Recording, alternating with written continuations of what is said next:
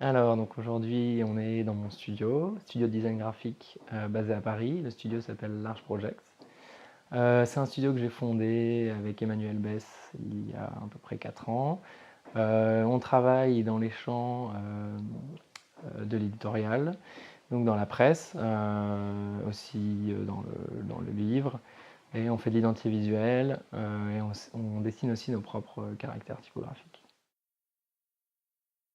Dans le travail qu'on mène donc avec le studio, je pense que le plus important, c'est qu'on pratique, on va dire, un design d'information et on peut parler d'un design fonctionnel, c'est-à-dire qu'on n'essaie pas forcément de mettre en avant un style ou une patte, mais plutôt d'essayer de trouver, on va dire, la forme juste ou des solutions qui serviront au mieux le contenu ou le propos que le commanditaire a. Et, et c'est ça qui est intéressant en fait dans ces métiers de design graphique, c'est que les sujets sont pluriels et on peut rencontrer des gens issus de beaucoup de milieux différents, avec à chaque fois un propos différent, et on part un peu du principe que si le propos nous inspire, on va faire en sorte de le rendre visible aussi et de le rendre cohérent, compréhensible, et ça c'est le plus important. Après au niveau formel, ce qui est un peu ce qui se combine avec le propos, c'est-à-dire qu'on travaille vraiment la forme typographique, donc les lettres, parce que c'est vraiment le miroir du propos, c'est tout de suite là où c'est le premier vecteur. Donc on aime bien, justement pour se mettre aussi, hein, pour mettre un peu la forme en retrait, travailler avec euh, peu d'éléments, être assez frontal en fait, assez direct aussi. J'ai découvert le design graphique à Cambrai, c'est là euh, où la rencontre a eu lieu. En fait, cette école avait une spécialisation qui était communication visuelle, avec, euh, avec un tronc commun vraiment au design graphique, avec des cours de typographie.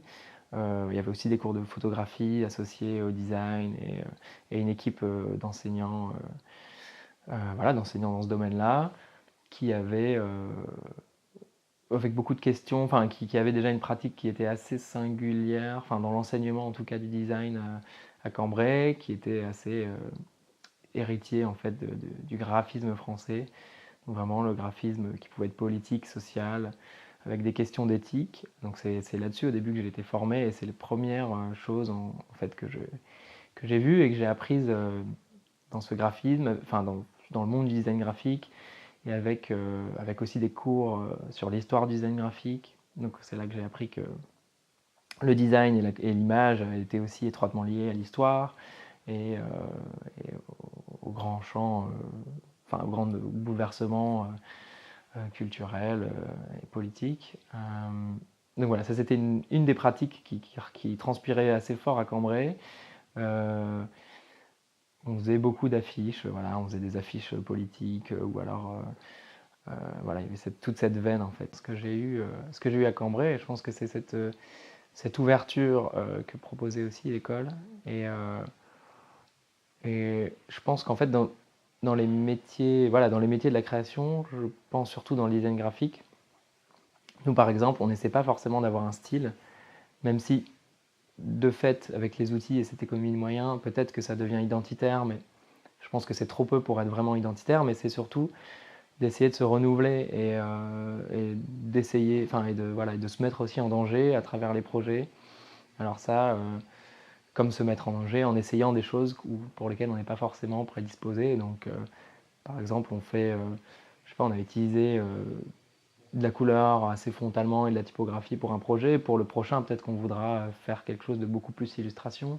Euh, L'idée pour Trax, c'est de la presse, donc c'était de créer des principes et de mettre en place des principes de grille et de mise en page qui soient facilement modulables et facilement voilà, facile à appliquer dans des temps assez courts, ce qui correspond aux temporalités de la presse.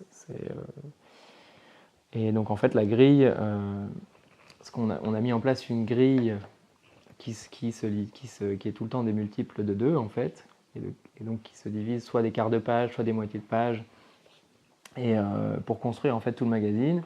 Et de la sorte, ça permettait de faire du visuel et de l'image assez rapidement. Et voilà, de créer en gros, voilà, le cadre est très simple. De la même manière que, bon ça c'est un peu, c'est peut-être un peu geek, geek typographique, mais c'est-à-dire que rien n'est aligné. De manière générale, on a tendance à beaucoup aligner les textes entre eux. Là, c'est vraiment les modules qui sont pensés et qui sont libres à l'intérieur des pages, à l'intérieur de leur zone, zone définie. C'est de savoir se mettre aussi en retrait et comprendre un propos et le mettre en valeur avec les outils qu'on a.